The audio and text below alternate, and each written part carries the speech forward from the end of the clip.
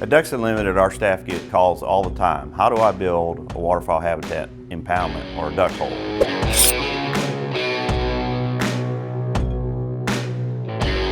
Key things to remember: water is very, very powerful. So when you build an impoundment, you don't want to necessarily try to block off a big drainage area. You maybe want to be off to the side of a drainage area. You want to keep the water energy down as much as you can.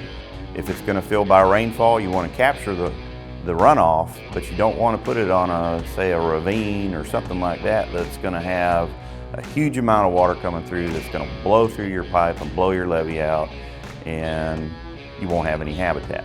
Next consideration, it's always about water depth. The levee height needs to have about a foot of what we would call freeboard.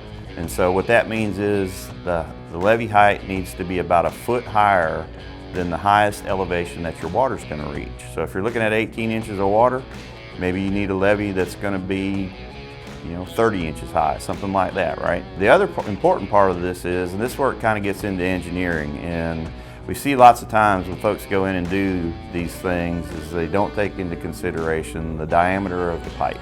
If you're going to build a pretty big area and you're going to invest a lot of money, I really strongly recommend that you consult an engineer, or maybe through the Natural Resources Conservation Service can help you. Ducks Unlimited may be able to help you.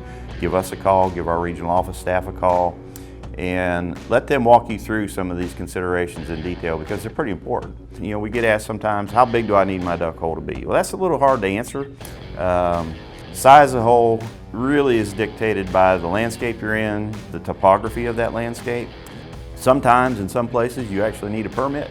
You don't want to get in trouble with Corps engineers giving you a cease and desist order. That's never good.